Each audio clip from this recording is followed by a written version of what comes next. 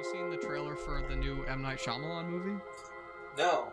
What is it? It looks really good. I think I've heard of it. Like, what is it? It's called Trap. Yeah. Interesting concept. And it looks really good. I'm kind of excited for it. Yeah, interesting concept. Yeah, I guess. I don't know. It seems like there would be limitations through that scenario, but yeah, it looks interesting. It's not one of those things that really jumps out at me personally, but. And yeah, obviously his movies are fairly hit or miss. Although I did really like that last one. What was it called? Like the cabin at the end of the world or something like that. Yeah, I didn't see it. I've kind of... Or Knock at the Cabin, I think it was called. Yeah, he hasn't done anything recently I've been a real big fan of, but I definitely will always give him a shot. What is that Borderlands movie coming out? What is that about? Yeah. We saw a trailer for that. That's at Deadpool. A video game movie, actually. Isn't there a show, though, on like one of the streaming networks, Borderlands? Is that the same thing or something different? Or there might be. It's definitely not related to that, though. Okay. Yeah, Borderlands is kind of similar to Fallout, although it's on a different planet, but the planet is kind of a wasteland, so it's kind of post-apocalyptic adjacent. Mm-hmm. Not one of my personal favorite video game series, although the cast is very strange. Like, you have these characters that are all fairly young in the games, but Cate Blanchett is in her 50s. Jamie Lee Curtis is obviously in her 60s, 70s now. Kevin Hart, they've cast to play this kind of big, tough character from the games, but he's just obviously this little dude. So I'm a little bit skeptical about that, and I've heard early viewings have not been great. Really? So I'm curious to see how that goes. Yeah, that was actually directed by Eli Roth, and he finished it and went on to do Thanksgiving years ago.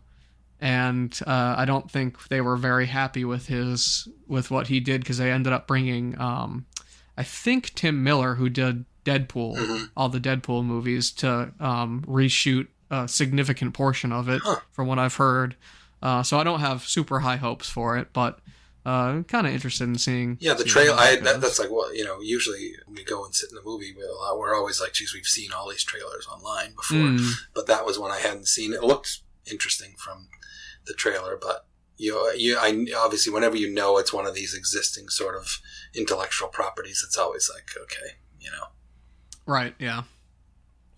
But that is not what we're here to talk about today, because we are here to discuss Deadpool and Wolverine. Yes, released on, Thursday, the 24th, but really the 25th. We saw it over the weekend. An incredible weekend. It's the best Marvel opening since Endgame, I guess, I think. I would suppose, yeah. It's up in the top 10 openings of all time, so yeah. Maybe not as much as No Way Home. Definitely not. Yeah. No, yeah. So I think that's probably the only post Endgame opening that's been better than this. So that's fantastic, especially with on top of it, it's an R-rated movie and definitely earns its R rating in terms of language and violence. But that's no surprise there. But overall reactions from you? I really enjoyed it, although I thought, at least from a story standpoint, it was kind of a mess. Yeah. It was very basic. The kind of story, it was very much carried by its hilarious, over-the-top action and cameos, which we'll get into. Right, and the whole interaction between Ryan and Hugh. And it was just so perfect, and they nailed that, and it was just great to see Hugh Jackman coming back into the role in a little bit more authentic version in terms of his look, costume, that sort of thing. But I will say, I just think there was really nothing in terms of character or plot that stood out to me as particularly good. Not to say it was bad. I just felt it was very, very kind of basic and color by numbers for the most part. That being said, I still did really enjoy it. It was hilarious. The action was excellent. Visually, I thought it was fairly well done. It didn't wasn't quite as shoddy as some of the other CGI stuff that we've seen from. There was a couple shots here and there that were iffy, but overall, visually, it was very solid, and obviously, Ryan Reynolds just kind of kills it as Deadpool. So I very much enjoyed it, although I definitely have a lot of reservations about the plot and some of its construction. Yeah, I would agree. I loved it. I enjoyed the hell out of it, as I have, just because of what he was trying to do. And, you know, he set out to do this thing with him and Hugh and Deadpool and Wolverine and cameos and his commentary about the movie industry and the particular studios. You know, he did exactly what he set out to do and did it wonderfully, I thought. So in terms of, yes, there was almost like a nothing plot of like, they're going to kill the universe that my friends live in, and I can't let that happen. So I got to find a way to fix that. And also the TVA, Time Variance Authority, gets brought in to sort of give him the vehicle to do that, and is a little bit of his sort of like, you know, I'm Deadpool, I'm such an asshole, I'm trying to be a good guy, and that really is the story. And you know, and that he needed to find a Wolverine to do what he needed to do. So, like, could not have been a more simple plot.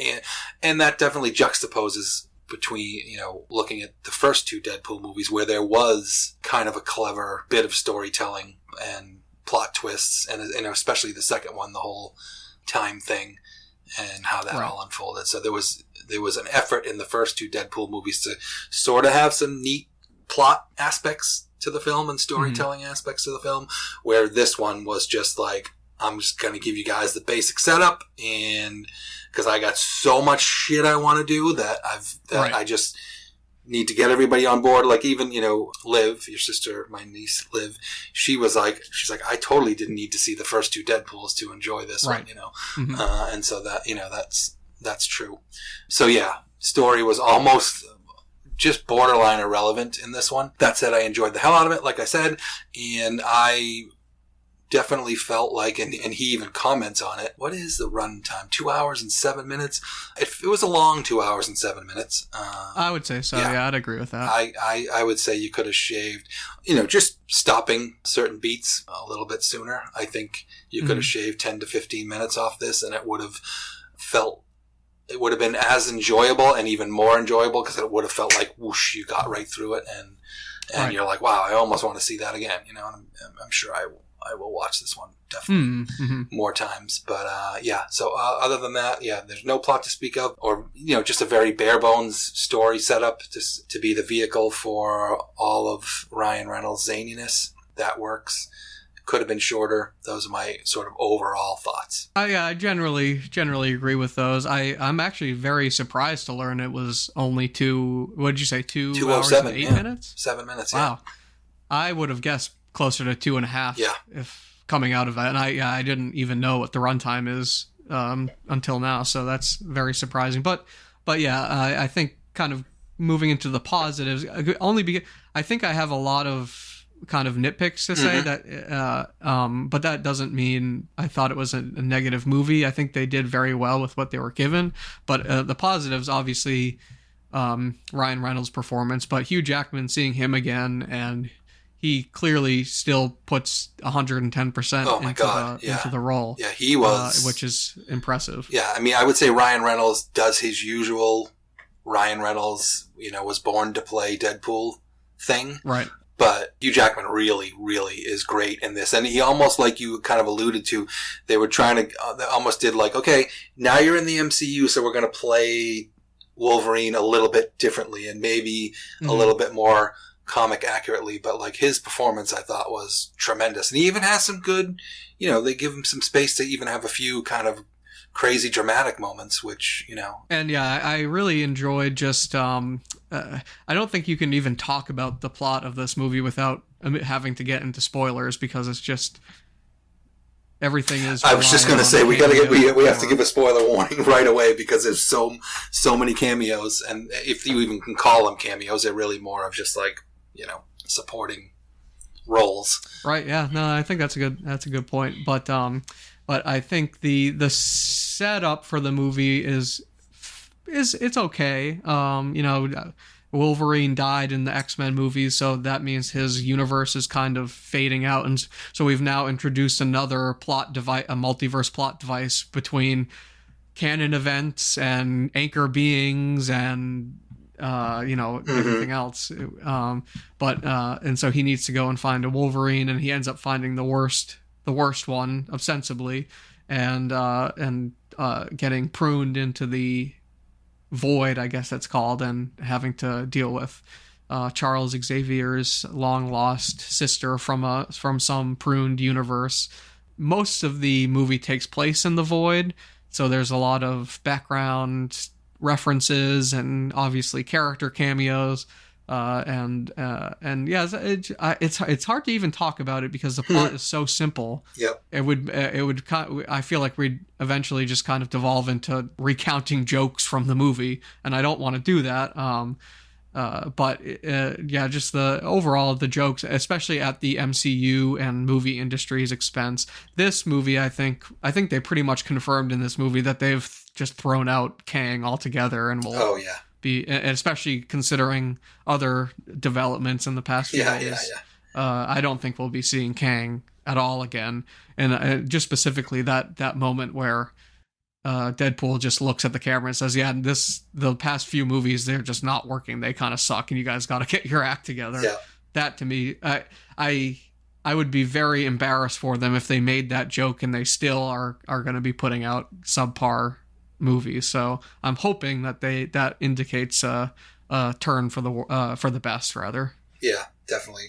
And we can spend when Wade Deadpool does get pulled into the TVA, and they almost spend a whole lot of time just showing you clips from other movies, both to set up his desire to be more than he is and be an Avenger, and showing some of the events of Loki that are necessary to set up this world, and showing some of the backstory for the Deadpool films and how he got to where he is. And then there was more, Logan was actually more important in terms of backstory for this movie than anything else, really. Right. Mm-hmm. Yeah, I was interested. Obviously, one of the big things that everyone was talking about was how they're gonna continue Wolverine's story without kind of ruining Logan, and very first minute of the movie basically says we're not. And I appreciated that,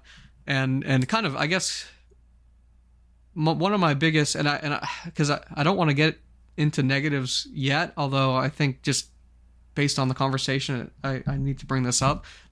Probably the biggest problem I had with it was, I think they almost spent too much time on Wolverine and trying to give him an arc that wasn't particularly effective, because they kept saying how awful whatever this Wolverine did was, when it was really not. I mean, yeah, it was bad, but I thought they were going to say he killed Professor X, or he murdered all the X-Men or something, when it really was just he just let him down, and obviously it was bad, but and they didn't end up even showing it at all. They kind of just told us. I almost wonder, I kind of feel like they could have just put Wolverine in this movie and not given him any real development at all, and it would have been okay. I would have preferred them focus a little bit more on Deadpool. I think there was they had so much going on in this movie between the cameos, the Deadpool core and all of his variants, Wolverine. It felt a little overstuffed, but I do think it is pretty impressive that they managed to kind of pull it off with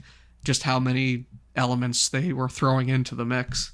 Yeah, I think the next most logical place to go is just with all the performances of all the people and the arcs, such as they are, of all the people that show up in this film. Obviously, there's all the regulars from the last two Deadpool films. There's his, the young ex-women there, Brianna Hildebrand and Shioli Katsuno as Yu-Gi-Oh! I love Deadpool's interaction with Yu-Gi-Oh! All the time. It's them just smiling and laughing at each other is so funny. Leslie Uggams is fantastic in her role. So all those regulars are great. Morena Baccarin get a whole lot to do.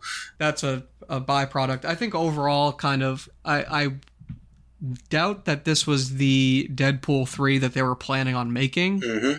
I think they probably had a little bit of trouble figuring out how they were going to do the multiverse stuff, while also being a good sequel to the previous Deadpool movies. And I think as a sequel to the previous Deadpool movies, it might not be the most effective because, all of those previous characters really only get a few minutes of screen time just as a result of it being such a crazy multiverse story. But yeah, for what they are, I thought they did a pretty good job. Well, so I would.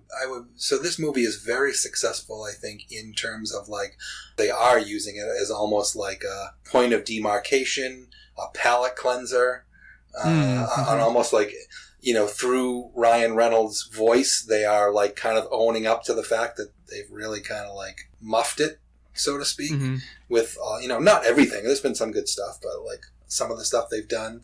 Ryan Reynolds obviously totally takes Marvel and 20th Century Fox and everybody to task throughout the film. But just getting back to the performances, and we'll get in, if we haven't already said, we're into spoilers. Once we get to Wolverine and Deadpool get together, they obviously, of course, fight it out and end up what's that place called again? The Void.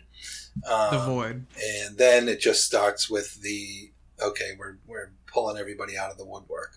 Most notably, and like I purposely, and so people listening, if you follow all the Marvel stuff online, and the leaks and everything else, I purposely didn't, because, like I've said on a couple of past episodes, before, when the Marvel movies pre-Endgame delivered so consistently well, I did want to know every little leak and every little thing I could find out about it, because I knew that the movies were going to deliver. Since some of them have sort of like been hit and misses to varying degrees, now I don't want to know anything about them ahead of time, because I want to at least be surprised if I'm going to be underwhelmed. Right. So I didn't know the cameos. So the Chris Evans thing totally surprised me, and then the double secret switch of him being there to represent his Fox character, his Fox Marvel character, Human Torch, not Steve Rogers, was fantastic.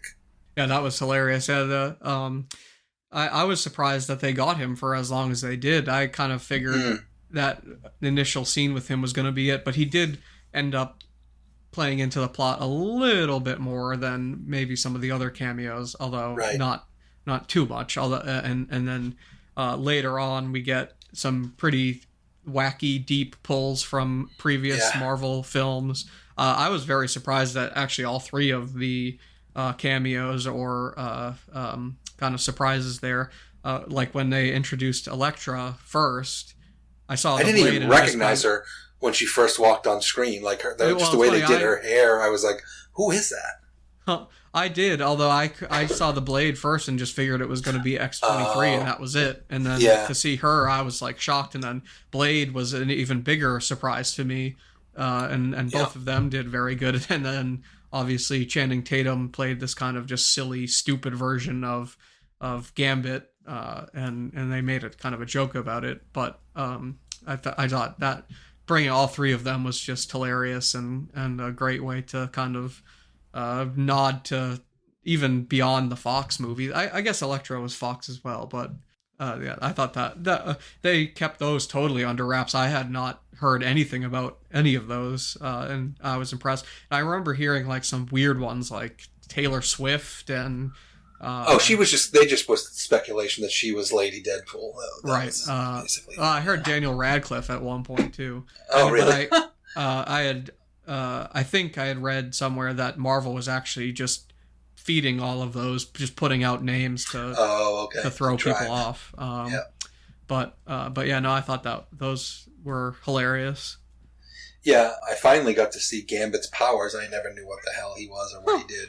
I'm kind of glad they didn't. To me, glad they didn't make that movie based on what I saw. I mean, I know they were trying to like make fun of it and make it kind of like a cartoonish version or whatever, but I was like, that looked like another Morbius waiting to happen. Yeah, I have a feeling it probably would have been. It's funny, Gambit actually does appear in X-Men Origins Wolverine. Is that the one where Deadpool looks ridiculous? Right, he's like not even the same character. Yeah. It's some fairly well-known actor that plays him. I can't remember off the top of my head. That was actually a good portrayal. Yeah. And it's funny that they ended up switching over to Channing Tatum for a little bit, or they were intended to. But yeah, based on what we saw, and yeah, it's hard to know how much he was playing into the silliness of it, but it was hilarious, definitely, and a kind of a fun nod to that production. But yeah, probably for the best. And yeah, Gambit's not even a particularly interesting character for a solo movie anyway, and at least as far as I know, I'm sure that there are fans of his that might say otherwise, but that was funny. Yeah, and that brings us to Daphne Keane, X-23. I was so, because she and they and Marvel, like, just swore up and down that she was not going to be in the film. Right. So it was fantastic to see that she, obviously you saw her on the red carpet, so you knew she was going to be in it. But she was really good. But she was really good, but and given the fact that they did, that she was, obviously, I don't think they revealed Wesley Snipes or Jennifer Garner in terms of the movie opening. At least I didn't see any shots of them walking the red carpet, maybe because I think they wanted to keep that secret. But given the fact that, once they revealed that she was going to be in it and you saw her on the red carpet and doing interviews and the pictures with Hugh and everything, I was surprised she didn't get more screen time. Yeah, I thought she was going to have a bigger part to play. Yeah, so she did get she got a couple of cool moments. She got a couple of, her like emotional moment trying to have like a heart-to-heart talk with Logan. But particularly once they got to the big fight, like, we saw a ton of Gambit, Elektra, and Blade, but very little of her. I was like, maybe just when they edited the movie down, they just, but like, I thought we were going to see more of her fighting. We didn't get as much of her as I would have liked to see, and very little of her fighting, which I thought was one of the best things about Logan, was she was just so like crazy, wild, over the top, her skill set. So I thought we were going to see more of that than that. And almost by the way they, she was the one character for obvious reasons that once we were all a big happy family back in Wade's universe, sitting in the apartment. Obviously, she was there. Laura was there, sitting with Logan, and so that almost implied then that like she played a bigger part in the movie than she actually did. But I mean, I'm sure it was just the vagaries of, okay, we got to cut this. We need more of that, and so they, I would suspect she had more. There was more shot with her, but it just didn't end up making it into the final cut for whatever reason. I kind of got that impression as well, yeah. But I think they probably wanted to maximize the silly cameos as well, especially because, and that's what kind of goes back to the issue I have with how much time they spent trying to give Logan an arc. If they were going to, they should have involved her a little bit more, I think. Yeah. But overall, I thought it was well done enough that it was entertaining. Yeah, I'm trying to think. Those are my main thoughts. Yeah, just all the cameos were great. The violence is just so over the top and hilarious. Yeah, so it was what I will say is, like, you knew Ryan Reynolds and the film itself was going to take the MCU to task. So you, knowing all that, this movie was exactly everything I expected it to be. Yep. Yeah. No, I would agree with that. I'd say, despite its flaws, I think it met expectations, and it was overall just an enjoyable movie. So I don't have all that much else to say. I am very surprised it wasn't actually even more MCU centric. Like, I think the only scene in the MCU proper is the very beginning when he's applying to the Avengers with Happy.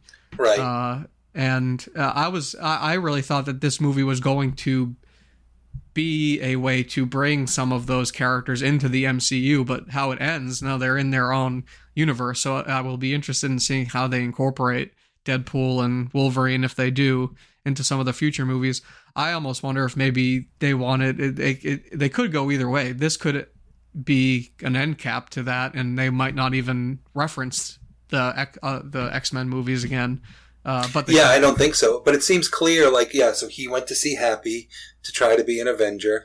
And it also seemed like they were acknowledging that the events of Logan were part of that timeline and that universe. Right. That was interesting. Yeah, it'll be interesting in seeing how they go forward with this. Yeah, the multiverse has gone so crazy. Like I don't even. It's like I'm like it's fine. Just I'll go with it. I'll go along with the ride. You can say whatever. The Daredevil street level Netflix is part of the timeline. That Logan's part of the timeline. I'm like I'm good. Just tell me a good story. I'm trying to think if I have really anything else to say. I just think I like that they kind of made it a tribute to the Fox movies. Yeah. The credits when they were showing all the behind the scenes of all the different Fox productions. I thought that was really good. Yeah, that was a nice for as much as like he shit on them quite a bit throughout the took them to task quite a bit throughout the film to do that like sort of loving tribute to those films in that world or whatever you want to call it. That was really nice how they did that. So really that brings us to where do we think we're going from here? Well, I think this, like I said, this pretty much confirms that I think they've thrown Kang out, and I think the second season of Loki was a good way to end that. Although kind of there's a little bit of a tangent, although I still think it's interesting that they allegedly did not do any rewrites or reshoots for Loki, but it still is a very good cap for Kang in a way to say this is the way Kang is being phased out. Although they could have very easily gone the other direction and say that's Kang's story wrapping up for Loki, but he still exists out in the multiverse. So it is. I think it's probably for the best. And then obviously the casting of Robert Downey Jr. as Doctor Doom, bombshell, kind of completes that theory. So they'll probably be leaning into Doctor Doom a little bit more. Yeah, that whole thing is so. Like I'm psyched that there's going to be Doctor Doom. The last person I expected to play him was Robert Downey Jr. I think that's going to be really, really hard to pull off, and for anyone to separate his character. And I know there's some sort of weird alternate Tony Stark villain guy where he does become Doctor Doom or something like that. But I mean, you want Victor Von Doom. You want that crazy, like, guy with the German accent, whatever the heck it is. Let's see. They have to have some plan behind it. Yeah, there's a couple different directions they could go, and I would be very bummed if they did just some like multiverse version of Tony where like Howard Stark married Madame Doom in 1940 instead of Maria Stark or something like that, and it's Tony Stark but he's just evil. I that would be kind of lame because you're not really getting Doctor Doom at that point. You're just getting a different version of Tony. That being said, I think they have a really good opportunity here to, normally they're very afraid to have big actors play these masked roles. They're always finding ways of, obviously with Iron Man, it's a little easier because his helmet can open, but even like they're always pulling their helmet off to show the actor. But I think since they've already given us so many years of Robert Downey Jr. on screen as Tony Stark, they do have the opportunity to have him just be the voice. And we never see Doctor Doom's face. For the comics, that was kind of the case for a little while. I think they eventually did show what he looked like prior to putting the mask on. But generally speaking, he's just wearing the mask the entire time. So it's possible they could have him just do the voice, and they might even cast a different actor to play him in, flashbacks or whatever.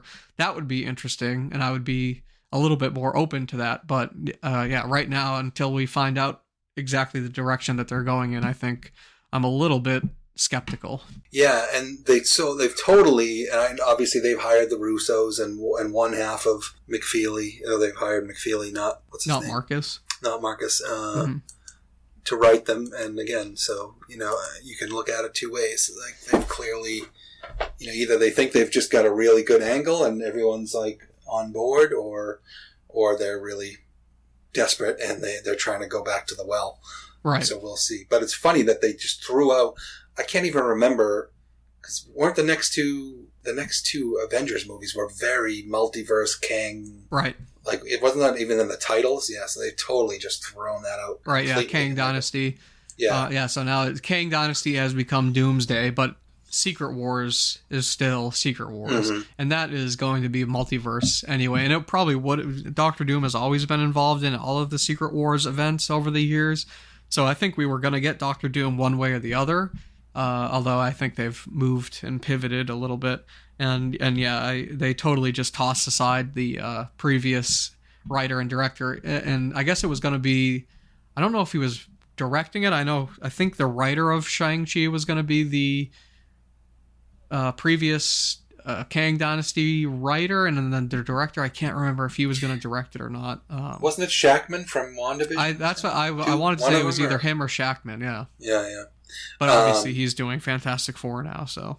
Oh, right. So we saw the Fantastic Four cast together. Got high hopes for somebody to finally get that right.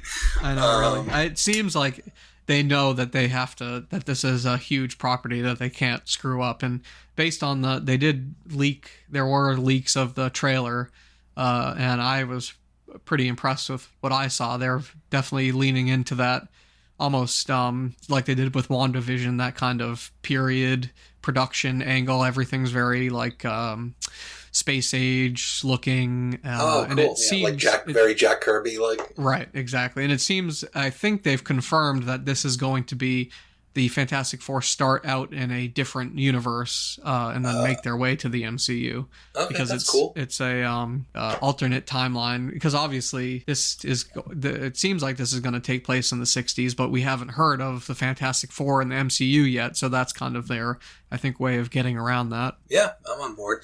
And so what else? We've got the Fantastic Four. Then we've seen the trailer now for the new Cat movie, which we know has gone through. It's gone through the dry cleaners, right, in terms of reshoots and reboots and whatever. The trailer, I think, looks fine. It looks like you said this. It looks like a straight ahead, sort of taking lots of cues from Winter Soldier political thriller. And if it does that and does it competently, then fine. It'll be a fun little, not like. I don't think it's going to be like a tentpole MCU movie. I think it's just going to be one of those sort of in-between ones. Right. And so if it does that, that's great.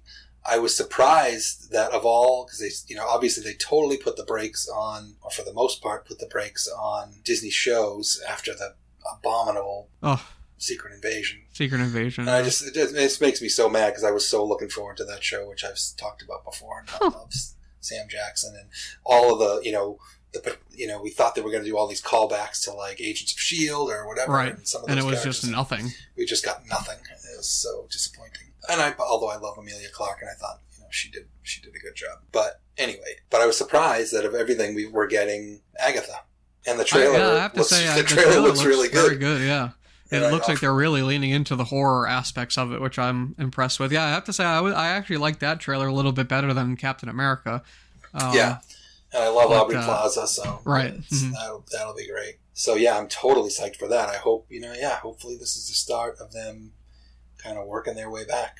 I mean, I think there is, for the longest time, I poo-pooed superhero fatigue. I'm like, no, if they just keep making movies as good as, the first few phases of Marvel, then there is no superhero. I think ultimately there's just so many MCU films and shows at this point that there's never going to be the level of excitement building up to Endgame, right, that there was. You're never going to get that back, but they can definitely get back to making these movies more events like No Way Home, at least, and like this movie has Deadpool has proven to be. I think they can definitely get back to that. So yeah, so excited for potential return to form of the MCU. Fingers crossed. Yeah. Any other final thoughts from you, Cam? I don't think so. I think that pretty much covers it. Well, I won't repeat my shout out for Lockwood & Co. other than just say this is my shout out for Lockwood & Co.